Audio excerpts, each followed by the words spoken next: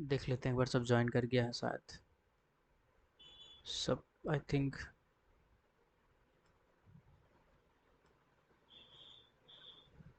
एक second. 500 metre जी, बिल्कुल सही, 500 मीटर हो जाएगा इसका आंसर। ओके। 500 मीटर ठीक है।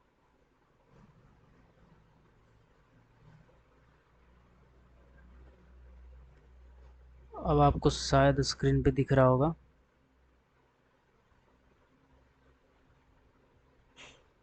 ठीक है। चलो आज हम लोग एक नया चैप्टर पढ़ने वाले हैं। सीएमआर का ही नया चैप्टर है। और ये जो चैप्टर है ये लास्ट चैप्टर है। Chapter number 17। इस चैप्टर का जो टॉपिक है वो है मिसलेनियस। मिसलेनियस का मतलब होता है विविध। मतलब ये हुआ कि कुछ ऐसे ऐसे टॉपिक है जिसके लिए अलग से चैप्टर बनाने का जरूरत नहीं है, उसको हम मिसलेनियस में पढ़ते हैं। मिसलेनियस में बहुत अलग अलग टाइप का पॉइंट दिया गया है। और इसमें से बहुत सारे ऐसे पॉइंट है जो बहुत इंपॉर्टेंट। ठीक है, म्यूट कर लीजिए, कैमरा ऑफ कर लीजिए। इसमें से बहुत सारे ऐसे पॉइंट है जो बहुत इंपॉर्टेंट है। तो हम लोग वही सब पॉइंट को चर्चा करेंगे जो इंपॉर्टेंट है, और बाकी इसको बस रेंडमली समझ लेंगे। ठीक है। कल का रिकॉर्डिंग डाल देंगे बाबू, पब्लिक करके। लिंक शेयर करना भूल गए थे। ठीक है। अनलिस्टेड में था, लिंक शेयर करना भूल गए थे, कर देंगे। एक ही बार आज कर देंगे दोनों। तो चैप्टर नंबर 17 का टॉपिक है मिसलेनियस। मिसलेनियस। मिसलेनियस का मतलब होता है विविध, यानी कि बहुत सारा अलग अलग टॉपिक के बारे में आज आप पढ़ेंगे। जैसे पहला जो टॉपिक है यानी रेगुलेशन नंबर 237 जो स्टार्ट है आपका चैप्टर, इस चैप्टर से। उस चैप्टर में जो रेगुलेशन बताया है, पहला रेगुलेशन वह है फेंसिंग के बारे में। फेंसिंग के बारे में क्या बोला है? फेंसिंग के बारे में बोला गया है कि जब माइनिंग ऑपरेशन किया जाता है तो कई ऐसे जगह होते हैं जो काफ़ी खतरनाक होते हैं। जैसे आप खुद समझिए कि शाफ्ट है। ठीक है। शाफ्ट में अगर कोई आदमी ऊपर में खड़ा है, गलती से अगर फेंसिंग नहीं दिया, वो गिर गया नीचे, तो सोच सकते हैं आप 300-400 मीटर वो नीचे गिर जाएगा। तो उस कंडीशन में वो आदमी का बचने का चांस कम हो जाएगा, तो ये खतरनाक हो गया। ठीक है। ये काफ़ी खतरनाक हो गया है ना। इसी तरह से बहुत सारे ऐसे प्लेसेस होते हैं, ठीक है, जहाँ पे फेंसिंग करना जरूरी होता है। जैसे एक एग्जांपल हम देना चाहेंगे, धनबाद में एक कोलफील्ड है, झरिया कोलफील्ड। उस साइड में बहुत सारे ऐसे जगह हैं जहाँ जमीन में आग लगा हुआ है। ठीक है।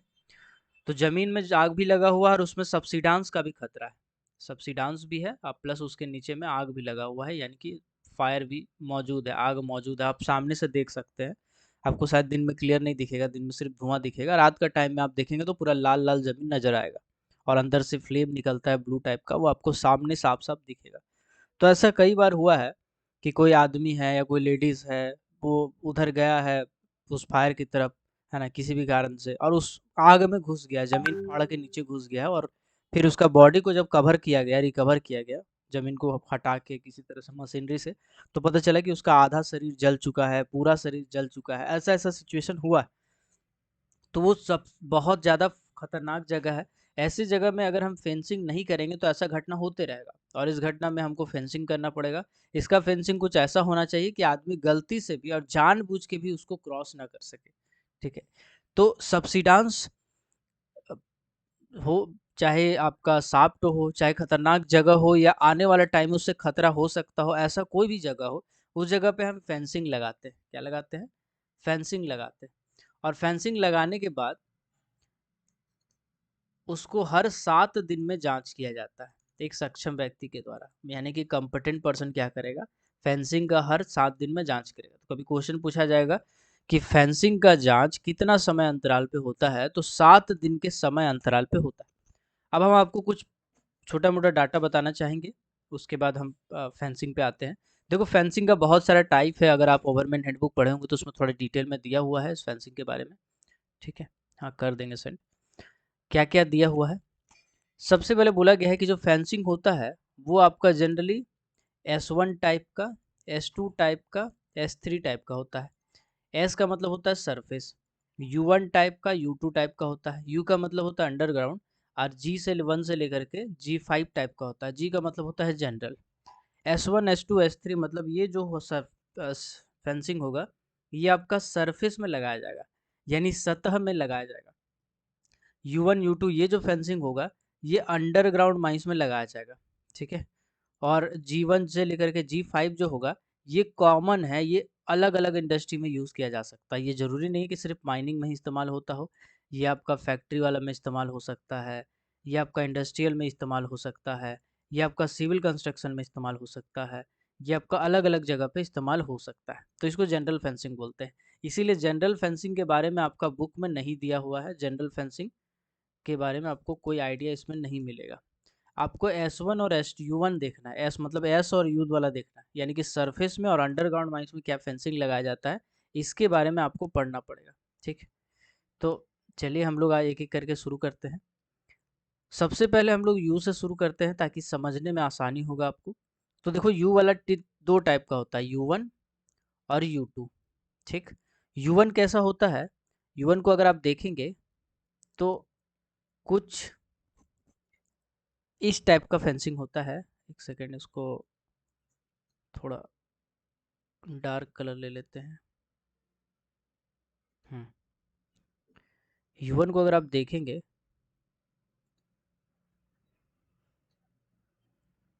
ये दो गो खूंटा रहेगा। ठीक, और इस दो खूंटा के ऊपर में तार रहेगा, ऐसे करके बहुत सारा चार तार रहता है जनरली, चार तार रहेगा।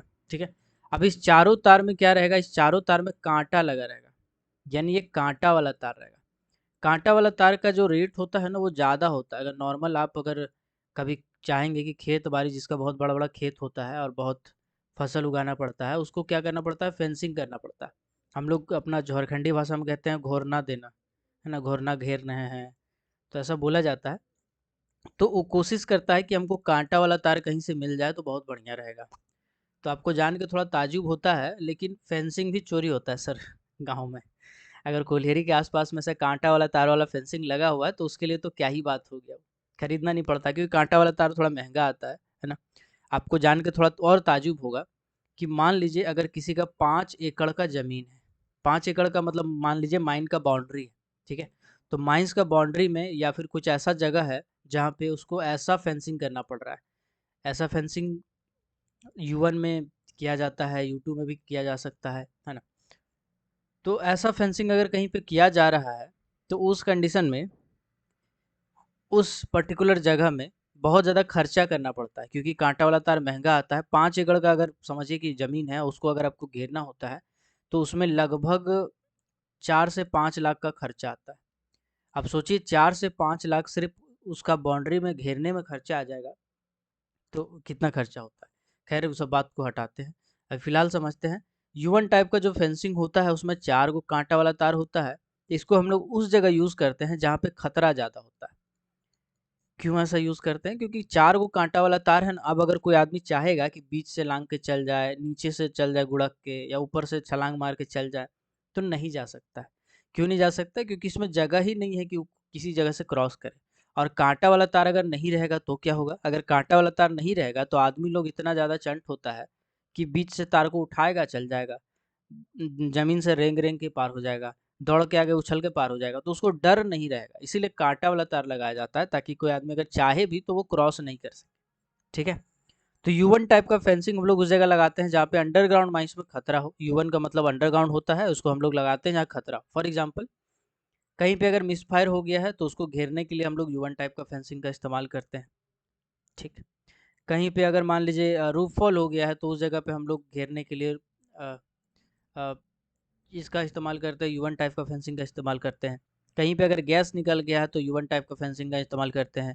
इनंडेशन का अगर हमको दूर से लग रहा है कि आने वाले टाइम में खतरा है तो करते हैं। तो मतलब अंडरग्राउंड माइंस में जहाँ ज़्यादा खतरा होता है उस जगह पे हम लोग U1 टाइप का फेंसिंग का प्रयोग करते हैं। ठीक है, अंडरग्राउंड माइंस में जहाँ खतरा होता है वहाँ पे हम लोग कौन सा उपयोग करते हैं, U1 टाइप का फेंसिंग का प्रयोग करते हैं। ठीक है, चलिए अब आते हैं हम लोग थोड़ा सा U2 टाइप का फेंसिंग में। तो U2 टाइप का फेंसिंग में कुछ नहीं है, बस जो तार है ना, ये आपका 2 ठो तार रहेगा। ठीक, ये जो तार 4 गो कांटा वाला तार है, इसके जगह पे सिर्फ 2 ठो कांटा वाला तार रहेगा। तो इसको हम लोग क्या बोलेंगे, इसको हम लोग बोलेंगे U2 टाइप का फेंसिंग। क्या बोलेंगे, U2 टाइप का फेंसिंग। U2 टाइप का फेंसिंग कुछ ऐसा होता है। U2 टाइप का फेंसिंग में 2 ठो तार इनफ माना जाता है। ऐसा क्यों, क्योंकि इसको हम उस जगह लगाते हैं जहाँ खतरा नहीं है लेकिन काम नहीं चल रहा तो ऐसे ही बंद है। जैसे अंडरग्राउंड माइंस में जो डिसयूज्ड वर्किंग है, डिसयूज्ड वर्किंग कहो, ओल्ड वर्किंग कहो, सब एक ही चीज़ है। डिसयूज्ड का मतलब है उसको अभी हम यूज उपयोग नहीं कर रहे हैं, तो वो ओल्ड वर्किंग का कैटेगरी में ही आ जाता है। तो डिसयूज्ड वर्किंग हो, ओल्ड वर्किंग हो, ये सब जगह पे हम लोग U2 टाइप का फेंसिंग लगाते हैं। मतलब उसमें अगर आदमी चल गया तो ऐसा नहीं कि मर जाएगा या खतरा है, लेकिन ऐसे ही जब उधर काम नहीं चल रहा है तो आदमी क्यों जाएगा। वो ऑथराइज जगह नहीं है, अभी काम चलता है तब आदमी जाता है। मजदूर है, लेबर है, कोई भी आदमी उधर काहे जाएगा, गलती से ना चला जाए, उधर काम ही नहीं चल रहा, इसीलिए उस जगह पे हम फेंसिंग लगा देते हैं, ताकि जब उधर आदमी जाता है समझ जाते हैं कि इधर काम नहीं चल रहा, इधर जाना नहीं है ना। तो U2 टाइप का फेंसिंग नॉर्मल लगाते हैं अंडरग्राउंड माइंस में। ठीक है, चल। तो U1 टाइप का, U2 टाइप का समझ गए। U1 है 4 कांटा वाला, U2 है आपका 2 कांटा वाला। ठीक है, अब आते हैं S1 S2 S3 पे। तो देखो S1 टाइप का जो फेंसिंग होता है ना, ये आपका सरफेस में बनाया जाता है। S1 वाला जितना है ये सरफेस होगा, S1 वाला सरफेस, ये सरफेस हो जाएगा। अंडरग्राउंड हो जाएगा ये अंडरग्राउंड हो जाएगा। ठीक है, और जनरल वाला तो आपको पढ़ना नहीं है, तो इसको अभी हटा ही देते हैं तो ज़्यादा अच्छा रहेगा। अब आते हैं S1 टाइप का, S2 टाइप का, S3 टाइप का। तो S1 S2 टाइप में क्या होता है, S1 में सबसे पहले एक दीवार रहेगा। ठीक, दीवार है, और उसके बाद ऊपर में 2 ठो कांटा वाला तार रहेगा। ठीक है, 2 ठो कांटा वाला तार रहेगा। ये इसका साइड व्यू समझ लीजिए आप। ऐसा क्यों, दीवार हम क्यों बनाएं, और दीवार का जो हाइट होगा वो 1.2 मीटर होता है। ठीक है ना। अभी 1.2 मीटर आप सोचिए, एक जो आदमी होता है ना उसका हाइट लगभग, अगर 6 फुट का आदमी है तो 1.5 मीटर के आसपास या उससे थोड़ा सा कम हाइट होता है। मतलब एक आदमी के हाइट के बराबर हमको ऐसा बनाना पड़ेगा, मतलब दीवार। उसके बाद उसके ऊपर में हम कांटा वाला तार लगाएंगे, यानी आदमी अगर चाहेगा तो उसको लांग नहीं सकता है। आदमी भी अगर चाहेगा कि उसको हम क्रॉस कर जाए तो नहीं कर सकता है। तो आपका दिमाग में सवाल आएगा कि हम अगर U1 टाइप का फेंसिंग यहाँ लगा सकते हैं तो क्यों नहीं लगाएंगे, हम ऐसा क्यों लगाएंगे। देखो ऐसा इसलिए लगाएंगे क्योंकि सरफेस में सिर्फ आदमी नहीं घूमता है ना, सरफेस में छोटा मोटा और भी जानवर है, जैसे कुत्ता है, बिल्ली है, गाय है, भैंस है, सुअर है, ये सब भी घूमता है माइंस के आसपास में। जहाँ भी माइंस रहेगा वहाँ आपको कुत्ता दिखेगा ही दिखेगा, चाहे आप कितनों जंगल वीरान जगह पे बनाइए, माइंस बनाएंगे, बस्ती बसाएंगे, 4 गो आदमी दिखेगा, कुत्ता लोग आ ही जाता है वहाँ पे। ठीक है, तो कुत्ता आ जाएगा, उसको देखा देखी 2-4 गो जानवर आ जाएगा। तो वो सब जानवर गलती से कहीं खतरनाक जगह पे ना घुस जाए, इसीलिए S1 टाइप का फेंसिंग हम बनाते हैं। तो S1 टाइप का फेंसिंग जनरली कहाँ बनाते हैं, जैसे वाटर टंकी हो गया, पानी का टंकी अगर खुला है तो उस जगह पे बनाएंगे, है ना। फेंसिंग हो गया, बालू का जो बंकर होता है, बंकर में जल्दी घुस जाएगा तो दिक्कत हो जाएगा, है ना। तो ये सब जगह पे हम लोग बनाते हैं S1 टाइप का फेंसिंग। ठीक है, S1 टाइप का फेंसिंग कहाँ बनाते हैं, जहाँ पे हमको ज़्यादा जानवर वानवर का डर है। जनरली S1 टाइप का फेंसिंग का मकसद यही होता है कि जानवर गलती से वहाँ घुस ना जाए, उसके लिए हम बनाते हैं। ठीक है, S1 टाइप में वाटर टैंक हो गया, बंकर हो गया, ये सब जगह पे बनाते हैं। S2 टाइप का फेंसिंग क्या होता है, S2 टाइप का फेंसिंग एक दीवार होगा। ठीक, इस दीवार का जो हाइट होगा वो आपका उससे ज़्यादा होगा, 1.5 मीटर। ठीक, इसके बाद इसके ऊपर में बोला गया है पैरापेट बनाएंगे। क्या बोला है, पैरापेट बनाएंगे। अब देखो भाई साहब, पैरापेट जो बोल दिया है ना, इसको कहने का मतलब ये है कि आप नीचे में दीवार 1.5 मीटर बनाइए, उसका मोटाई 40 सेंटीमीटर रखिए, लेकिन ऊपर का जो दीवार होगा उसमें पैरापेट बनाइए, मतलब उससे कम मोटा दीवार रखिए चलेगा, लेकिन जितना आपको जरूरत है उतना ऊंचा कीजिए। तो S2 टाइप का फेंसिंग जनरली आदमी के लिए बनाया जाता है, कि आदमी अगर चाह भी ले तो उस जगह नहीं जा सके, इसके लिए हम बनाते हैं। जैसे एक है सब्सिडांस में, कहाँ बनाते हैं, सब्सिडांस एरिया को घेरने के लिए हम लोग S2 टाइप का फेंसिंग को बनाते हैं। इंक्लाइन है, उसके बाद चाणक है जिसको हम लोग साफ्ट कहते हैं, ये सब जगह को घेरने के लिए हम लोग S2 टाइप का फेंसिंग बनाते हैं। काम हो गया, खत्म हो गया, अब हमको चाणक को घेर देना है ताकि कोई गलती से आदमी वहाँ चल ना जाए, है ना। हालांकि मुंह को भी सील कर दिया जाता है इनटेक में भी। तो ये सब जगह पे हम लोग बनाते हैं। ठीक है, सब्सिडांस एरिया में कोई आदमी चला ना जाए, आपका इंक्लाइन हो, शाफ्ट हो, ये सब जगह का जो मुंह होता है उस सबको घेरने के लिए हम लोग S2 टाइप का फेंसिंग लगाते हैं। ठीक है, चलिए अब आते हैं S3 टाइप का फेंसिंग। S3 टाइप का फेंसिंग क्या होता है समझते हैं। S3 टाइप का फेंसिंग होता है मूवेबल फेंसिंग। ठीक है, ये सब गवर्नमेंट हैंडबुक में है भी, आप देख सकते हैं एक बार पेज पलट के। S3 टाइप का फेंसिंग क्या होता है? S3 टाइप का फेंसिंग होता है मूवेबल फेंसिंग। जैसे देखिएगा, रेलवे स्टेशन में जो टिकट काउंटर रहता है ना, टिकट काउंटर में लाइन से आदमी खड़ा रहे, उसके लिए हम लोग क्या करते हैं, फेंसिंग लगा देते हैं। ठीक है, ऐसे करके प्लेट रहता है, उसको उसमें आपका फीता बांधा रहता है। तो अब अगर ज़रूरत पड़ेगा तो उसको हम उठा के एक जगह से दूसरे जगह रख सकते हैं, है ना? उधर देखेंगे ज़्यादा भीड़ है तो एगो फेंसिंग उठाएँगे, 2 आदमी मिलेंगे, उठाएँगे और उसको दूसरा जगह ले जाएँगे। तो ऐसे ही होता है ओपन कास्ट माइंस में। ओपन कास्ट माइंस में क्या है, माइन बाउंड्री अक्सर चेंज होते रहता है, एक तो रहता नहीं है। आज वहाँ तो काम चल रहा है, कल और आगे बढ़ गया, परसों और आगे बढ़ गया। तो उस जगह पे हम लोग मूवेबल टाइप का फेंसिंग रखते हैं। इसमें क्या होता है, इसमें समझिए कि एक ठो परमानेंट खूंटा रहता है, खंभा जैसा, है ना? वो खंभा ऐसा रहता है जिसको आप उठा सकते हो, उसका बेस रहता है और उसके बाद उसमें आप चाहे तो कांटा वाला तार लगा सकते हैं, है ना? उसके बाद उसमें अगर चाहे तो आप क्या बोलते हैं, जो रेल वाला लोहा होता है उसको आप लगा सकते हैं, तो ऐसे कुछ भी लगा सकते हैं। तो ये S3 टाइप का फेंसिंग होता है, जो कि माइन बाउंड्री के नज़दीक में लगाया जाता है। ठीक है, अब हम यहाँ पे बोले कि कुछ भी लगा सकते हैं, कुछ भी लगाने का मतलब क्या है, अगर उस पर्टिकुलर माइंस के आसपास में कोई जानवर नहीं है, ठीक है, उस माइन बाउंड्री के आसपास में जानवर का खतरा नहीं है, तो उस कंडीशन में आप कुछ भी लगा देंगे, अगर आप रेलवे वाला भी लगा देंगे तो चल जाएगा।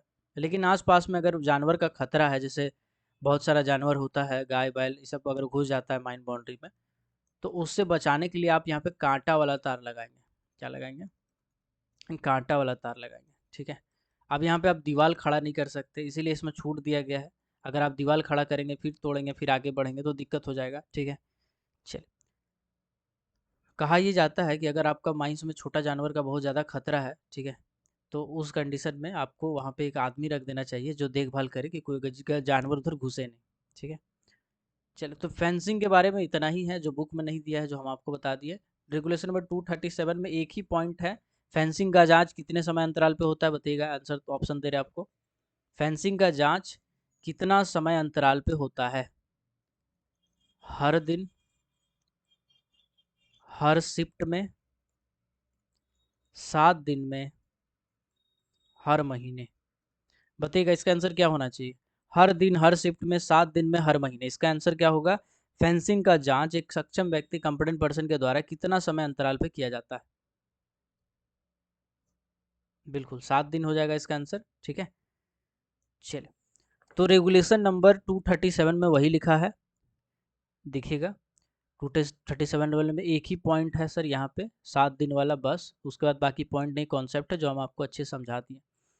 अब आते हैं नोटिस। नोटिस में खाली यही लिखा हुआ है कि जो भी अनऑथराइज्ड चीज़ है उसको हम लोग नोटिस लगा देते हैं। जैसे कहीं पे आदमी को सिगरेट पीने से मना करना है तो इसका नोटिस लगा देंगे। कहीं पे अगर आदमी नहीं घुस सकता है अनधिकृत, तो वहाँ पे लिख देंगे अनऑथराइज एंट्री इज बैंड, या नो एडमिशन विदाउट परमिशन। ऐसा लगा के हम नोटिस लगा देंगे ताकि आदमी को पता रहे कि इस पर्टिकुलर जगह पे ऐसा नहीं करना है। ठीक है, जनरल सेफ्टी से रिलेटेड कुछ कुछ यहाँ बातें लिखी हुई है, चलिए इसको भी हम लोग पढ़ते हैं, है ना? बोला गया है कि कोई भी आदमी लापरवाही में भी और जानबूझ के भी कुछ भी ऐसा काम नहीं करेगा जिससे किसी और का जिंदगी या उसका जिंदगी पे खतरा पड़े, है ना? कभी भी ऐसा कुछ लापरवाही या जानबूझ के काम नहीं करेगा जिससे या तो उसको खतरा हो या किसी उसका सामने जो काम करता है उसको खतरा हो। ठीक है ना? तो ये वाला चीज इसमें लिखा हुआ है जनरल सेफ्टी से रिलेटेड।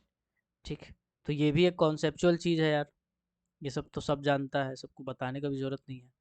चलिए आगे बढ़ते हैं। 240 रेगुलेशन नंबर में क्या बोला गया है? Use, supply and maintenance of protective footwear. Protective footwear के बारे में यहाँ पे बताया गया है, तो चलिए प्रोटेक्टिव फुटवियर के बारे में कुछ सीखा जाए। देखो यार, फुटवियर, फुटवियर का मतलब होता है जिसको हम पैर में पहनते हैं, आपको पता ही होगा। तो पैर में हम क्या क्या पहनते हैं माइंस में? एक तो कैनवास शू हो गया, इसको पहनते हैं। ठीक है, एक आपका गम बूट हो गया, उसको पहनते हैं। ठीक, एक आपका चमड़ा का जूता हो गया, उसको पहनते हैं। ठीक, ये सब चीज जनरली करते हैं। और एक होता है नी गार्ड, इसी को हम लोग कहते हैं स्किन गार्ड। ठीक, ये सब चीज जनरली हम पैर में पहनते हैं। कैनवास जूता पहनते हैं, गम बूट पहनते हैं, चमड़ा का जूता पहनते हैं, नी गार्ड पहनते हैं। ठीक है, मेरा पहला क्वेश्चन है, कैनवास शू कितना समय अंतराल पे एक तो आदमी को फ्री में दिया जाता है? कितना समय अंतराल पे कैनवास शू, कैनवास वाला जो जूता है वो एक समय अंतराल पे दिया जाता है? बताइएगा आंसर इसका।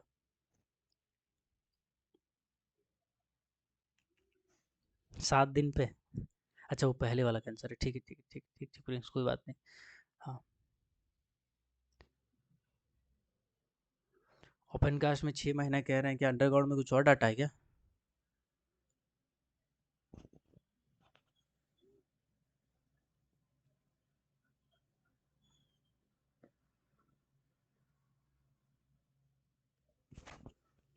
देखो दोनों का डाटा 6 ही है, 6 महीना ही है, ठीक है। रेगुलेशन 240 नंबर पे यही दिखा हुआ है, तो यही आपको मानना पड़ेगा। चलिए, 6 महीना का अंतराल पे दिया जाता है, तो मतलब कैनवासू जो है वो 6 महीना के अंतराल पे 6 मंथ का इंटरवल पे दिया जाता है।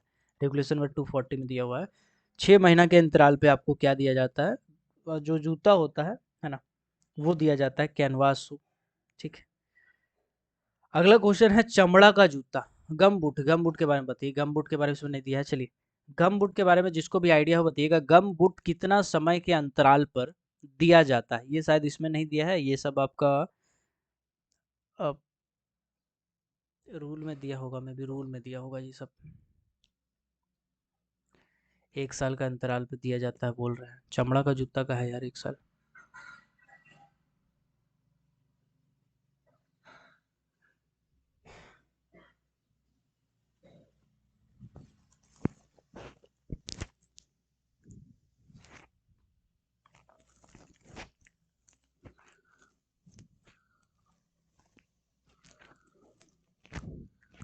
ठीक है ठीक है ठीक है, हमको भी कंफ्यूजन हो गया थोड़ा। गम बूट जो है वो हर साल दिया जाता है, ठीक है। गम बूट जो है वो हर साल के अंतराल पे दिया जाता है, हर मंथ, 1 ईयरली दिया जाता है वो, ठीक है। चमड़ा का जूता जो है इसका है 2 ईयरली। चमड़ा का जूता जो है वो 2 साल के अंतराल पे दिया जाता है। नी गार्ड का मतलब क्या होता है समझते हैं? देखो बहुत सारा ऐसा अंडरग्राउंड माइंस है जिसमें गैलरी का जो साइज होता है बड़ा कम होता है। आप समझिए गैलरी का साइज बहुत कम है और नीचे उबड़ खाबड़ सरफेस है, तो उस जगह पे आदमी को झुक के क्रॉस करना पड़ता है। कहीं कहीं तो घोड़ा बन के क्रॉस करना पड़ता है, तो उसमें घुटना क्या होता है, घुटना में लगता है जोर जोर से। तो अगर थोड़ा सा रगड़ा गया कड़ा चट्टान में तो फूट सकता है घुटना। तो उस जगह पे नी गार्ड दिया जाता है, ठीक है। उस जगह पे नी गार्ड दिया जाता है। जनरली नी गार्ड जो है वो 3 महीना का इंटरवल पे दिया जाता है, 3 मंथ का इंटरवल पे, क्योंकि घिस जाता है नी गार्ड जल्दी, इसीलिए उसको दिया जाता है 3 महीना का इंटरवल पे। और ये सबको नहीं दिया जाता, ये उसी को दिया जाता है अगर जो उस पर्टिकुलर जगह पे काम करता है, उस पर्टिकुलर गैलरी पे काम कर रहा है, उसी को दिया जाता है। अगर सब आदमी को माइंस में एक पर्टिकुलर ऐसा जगह से क्रॉस करना है जहाँ पे उसको रैंक के पार होना पड़े, तो फिर सबको देना पड़ेगा, ठीक। तो ये सब कॉमन चीज़ है। चलिए, तो लेकिन रेगुलेशन में इतना डिटेल में नहीं दिया है। रेगुलेशन में बस ये यहाँ पे जूता के बारे में जिक्र किया है कि जूता जो है वो आपका 6 महीना का इंटरवल पे हम लोग देते हैं, ठीक है। यहाँ पे देखिएगा 6 मंथ का अंतराल लिखा हुआ है इसमें, है ना, जूता। बाकी इसमें बोला गया है एक आध पॉइंट जो कोई माइंस में हम आज तक नहीं देखे हैं। बोला गया है कि जो जूता होता है ना, जूता को साफ करने के लिए मैनेजर जो एजेंट और मैनेजर है, इसका जिम्मेदारी है कि उसके लिए कुछ पॉलिश लगवा देगा, कुछ ऐसा व्यवस्था कर देगा जो रिवॉल्विंग टाइप का हो, मतलब ऑटोमेटिक पॉलिश। ऑटोमेटिक पॉलिश क्या होता है, कुछ नहीं यार, वो सर्कुलर टाइप का रहता है, उस पर बहुत सारा ब्रश लगा रहता है, आप उस पर जूता सटा दीजिएगा, है ना, उस पर जूता सटाइएगा, तो आपका जूता जो है वो साफ हो जाएगा, ठीक। तो या तो उस टाइप का होगा या फिर पॉलिश रख देंगे आप, ताकि आदमी लोग जो चाहेगा वो साफ कर सकता है, ठीक है। ये हमेशा अवेलेबल रहेगा माइंस में, जो कि जनरली होता नहीं है, कोई माइंस में हम आज तक नहीं देखे हैं कि किसी माइंस में, अगर किसी माइंस में है तो बताइएगा, आदमी लोग जाएगा वहाँ जूता साफ कराने ठीक है। ये नहीं बोला है कि कोई आदमी हम रखेंगे, बस ये बोला है कि जूता पॉलिश वाला हम व्यवस्था रख देंगे, ताकि कोई आदमी अपने से कर सकता है, या अगर ऑटोमेटिक व्यवस्था है तो बहुत बेहतर है, ठीक है। चलिए, मिल जाएगा मिल जाएगा, रिकॉर्डेड क्लास मिल जाएगा। चलिए, अब आते हैं हेलमेट पे, ठीक। तो पहले ये समझिए कि हेलमेट कहाँ पहनना है और कहाँ नहीं पहनना है। 1 मिनट। अगर आप मैनेजर का ऑफिस में बैठे हैं या फिर आप ऑफिस में बैठे हैं, ठीक है। अगर आप ऑफिस में बैठे हैं, रेस्ट शेल्टर में बैठे हैं, ठीक है, फर्स्ट एड रूम में बैठे हैं, first aid room not first aid station, ठीक है। याद रखिएगा, फर्स्ट एड स्टेशन आपका अंडरग्राउंड माइंस में होता है, फर्स्ट एड रूम सरफेस पे एक कमरा होता है, ठीक है। फर्स्ट एड रूम में बैठे हैं या कोई मकान में बैठे हैं, बाहर में कोई भी ऐसा सरफेस है, कैंटीन वैंटीन, वहाँ खाना वाना खा रहे हैं, बैठे हैं, है ना, आपके छत में, मतलब आपके माथा के ऊपर में अगर छत है, कहीं पर भी आपके सिर के ऊपर में अगर छत है, आप उस जगह पे बैठे हैं, शेल्टर है, छत है, तो आपको जरूरी नहीं है कि आप हेलमेट पहनिए। लेकिन आप कैसे कोई भी ऐसा जगह बैठे हैं जहाँ आपके माथा के ऊपर में छत नहीं है, तो उस जगह पे आपको हेलमेट पहनना पड़ेगा। ठीक है। तो अब आपका दिमाग में एक क्वेश्चन आ रहा होगा कि यार ओपन कास्ट माइंस में तो ऊपर से रूफफॉल होने का खतरा नहीं है, ऊपर से कोयला गिरने का खतरा नहीं, तो फिर वहाँ पे आदमी हेलमेट क्यों पहनता है? क्या ज़रूरी है कि वहाँ पे आदमी हेलमेट पहने? देखो वहाँ पे ना बहुत सारा एक्सकवेटर चलता है, बहुत सारा मशीन चलता है, तो उस मशीन से और बहुत सारा डंपर भी चलता है, ठीक है? तो आप अगर खड़ा है डंपर के बगल में इंस्पेक्शन कर रहे हो, तो कभी-कभी क्या होता है डंपर से कोयला गिरता है, उड़-उड़ के फेंकाता है, एक्सकवेटर से कभी-कभी गिर जाता है, एक्सकवेटर से चोट ना लगे, डंपर से चोट ना लगे, बहुत सारा मशीनरी चलता है, उससे चोट ना लगे। आप जिस बेंच पे खड़ा है उसके बेंच का ऊपर वाला बेंच से कुछ छटक के ना गिर जाए, उससे स्लाइड ना कर जाए, इसके लिए वहाँ पे बोलता है कि हेलमेट पहनिए, ठीक है? ओपन कास्ट माइंस पे इसीलिए बोलता है वहाँ पे हेलमेट पहनिए, है ना? चलिए मेरा क्वेश्चन यहाँ पे ये है कि जो हेलमेट जिसको हम लोग हेलमेट कहते हैं, इसको हम लोग हेलमेट कहते हैं लेकिन इसको सेफ्टी हेलमेट कहा जाएगा पूरा, ठीक है? Safety helmet. तो जो हेलमेट होता है वो आपका अगर कुछ नहीं बोलेगा कि ओपन कास्ट अंडरग्राउंड कुछ नहीं बोलेगा, तो बताइए कितना समय अंतराल पे दिया जाएगा? क्वेश्चन में दम तो है, बट बताइएगा। अगर कुछ ना बोले कि अंडरग्राउंड है ओपन कास्ट, खाली बोले सेफ्टी हेलमेट कितना समय अंतराल पे दिया जाएगा, तो इसका आंसर क्या होना चाहिए? सब उल्टे फुल्टे बोलता है यार।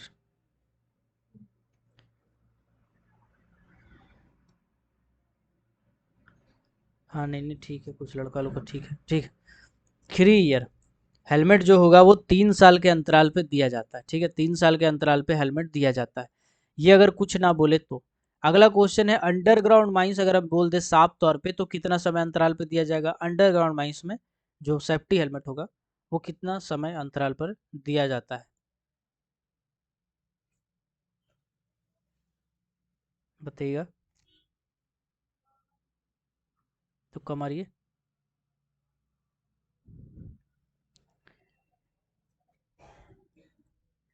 देखो यार अंडरग्राउंड माइंस में 3 साल है, ठीक है?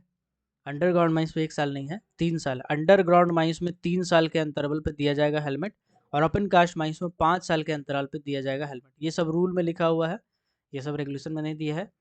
तो ये वाला डाटा भी याद रहेगा। अंडरग्राउंड माइंस में 3 साल, ओपन कास्ट माइंस में 5 साल। कैनवास शू के बारे में बताए थे, कैनवास शू 6 मंथ, ठीक है? उसके बाद आपका नी गार्ड वगैरह तो नहीं पूछा कभी, ठीक है? कैनवास शू और ये अंडरग्राउंड ओपन कास्ट हेलमेट, ये तो याद रखिएगा एकदम, है ना?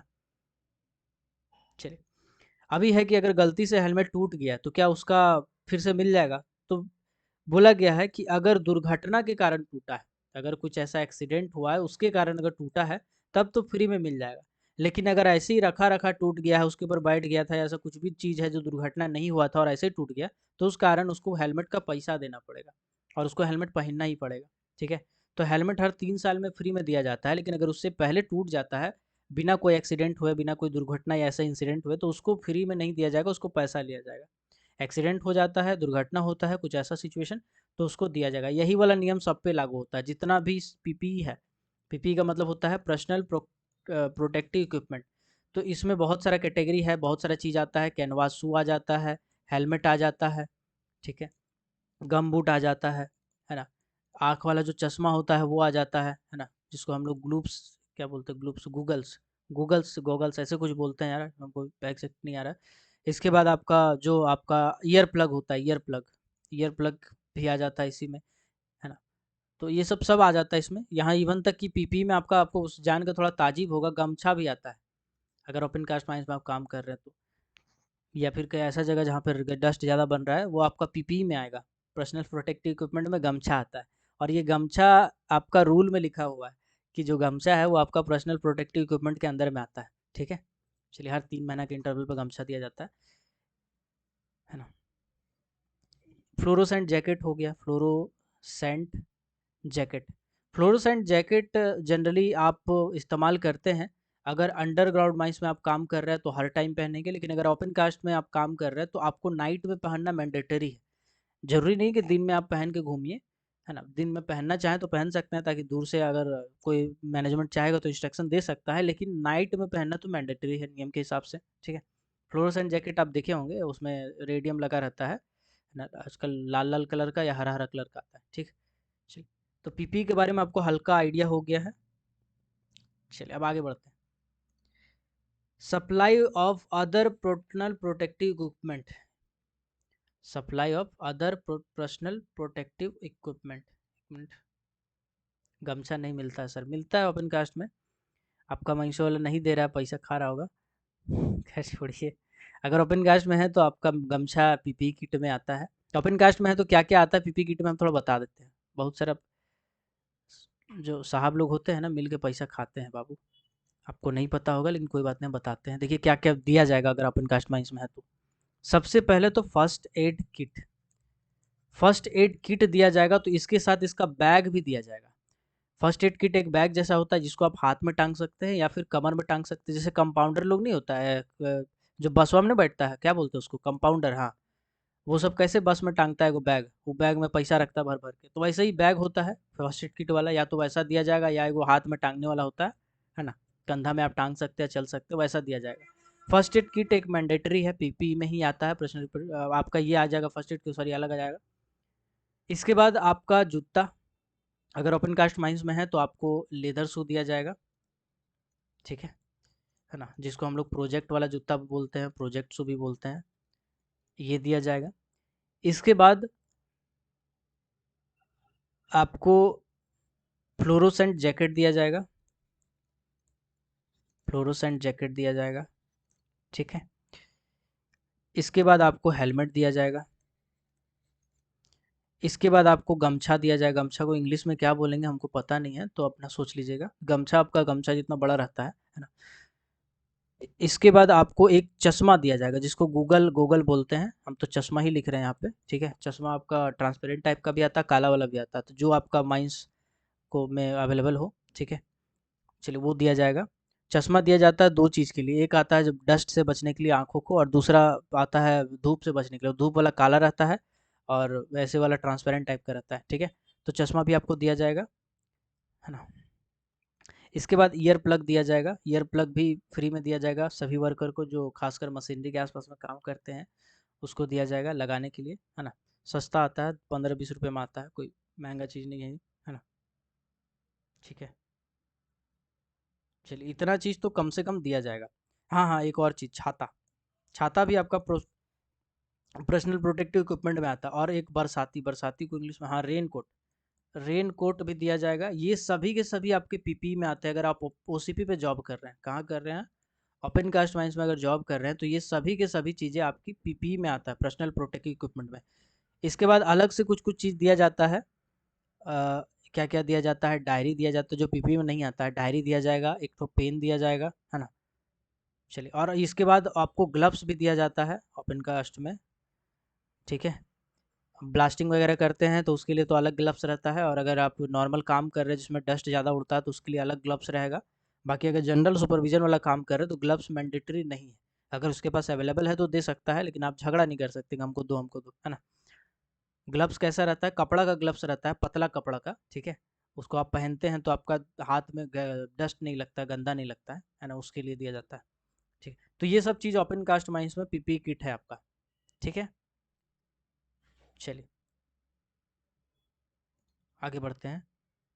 अभी सब में कुछ नहीं मिला होगा, अगर आपका माइंस में नहीं मिल रहा है इसमें से कुछ, तो समझिए कि वहाँ खेला हो रहा है ना। मान लीजिए ऐसा है कि गमछा, चश्मा, ईयर प्लग, छाता, रेनकोट, ये सब चीज़ अगर आपको नहीं मिल रहा है, ठीक है, ये हर व्यक्ति का कर्तव्य कर्तव्य कह रहा है, जो मतलब जितना भी वर्कर है सबको ये दिया जाता है। अगर ये नहीं मिल रहा है तो समझिए छोटा छोटा चीज़ जो है वो आपका घपला हो रहा है ना। ये छोटा छोटा चीज़ को जोड़िएगा दाम, है ना, नहीं भी तो 500-1000 रुपया पड़ जाएगा सब मिला के, 1000 रुपया रेनकोट वगैरह सब, रेनकोट कम से कम 600-700 का आता है, सब जोड़ जाड़ के देख लीजिएगा, 1500-2000 के आसपास का सम्मान है। वो अगर एक आदमी पे खाया जा रहा है 1500 रुपया, अगर आपका माइंस में 300 आदमी काम कर रहा है, तो सोच लीजिए एक महीना, 6 महीना में कितना पैसा जा रहा है। खैर छोड़िए, हटाइए वो सब बात, आगे आते हैं हम लोग टॉपिक पे, इधर उधर भटकने की जरूरत नहीं है। चलिए, सब कुछ पढ़ा दिए हैं, safety helmet, supply of other PPE, हाँ। सप्लाई ऑफ अदर पीपीई में कुछ कुछ चीज़ लिखा हुआ है, जैसे ग्लव्स, ग्लव्स के बारे में जो हम बताएं कि जो आदमी जो वहाँ पे काम करता है कुछ ऐसा, उसी को दिया जाएगा। स्किन गार्ड के बारे में आपको बता, स्किन गार्ड का थोड़ा स्पेलिंग हम गलत लिख दिए थे, सीन गार्ड लिखा था वो, ठीक है ना, जिसको नी गार्ड भी कहते हैं, ये उसी जगह दिया जाएगा जहाँ आपको ज़रूरी हो, है ना। बाकी आपका रिस्पायरेटर है, रिस्पायरेटर क्या होता है, डस्ट रिस्पायरेटर जिसको हम लोग बोलते हैं, वो उसी जगह दिया जाएगा जहाँ डस्ट ज़्यादा बन रहा हो, वही आदमी को दिया जाएगा। तो ये सब कुछ है जो स्पेशल होता है, ठीक है। चलिए आगे बढ़ते हैं, बाकी इसमें और सब कुछ नहीं है। Use supply and maintenance of self rescuer. Self rescuer का यूज, सप्लाई और मेंटेन, तो मेरा कुछ क्वेश्चन है सेल्फ रेस्क्यूअर से जो पूछा गया क्वेश्चन है, चलिए आपसे भी पूछते हैं। एक सेकेंड, कलर चेंज करते हैं। हाँ, क्वेश्चन है कि सेल्फ रेस्क्यूअर, रेस्क्यू टीम के पास कम से कम कितना होना चाहिए। सेल्फ रेस्क्यूअर, रेस्क्यू टीम के पास कम से कम कितना होना चाहिए। ऑप्शन दे दे रहे हैं आपको, 1 2 3 4, चलिए बताइएगा।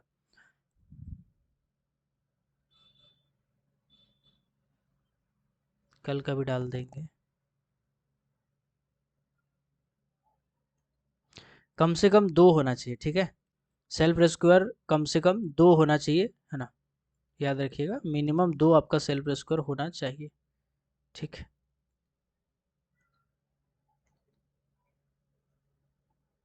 एक सेकेंड,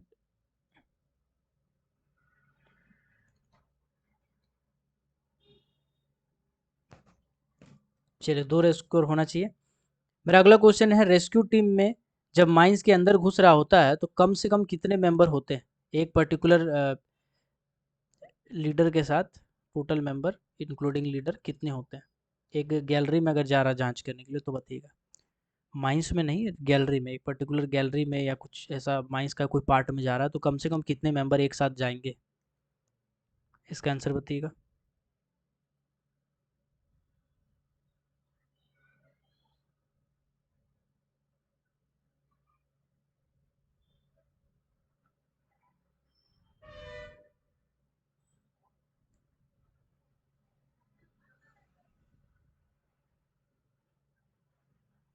चलिए 1 मिनट, जस्ट अ सेकेंड।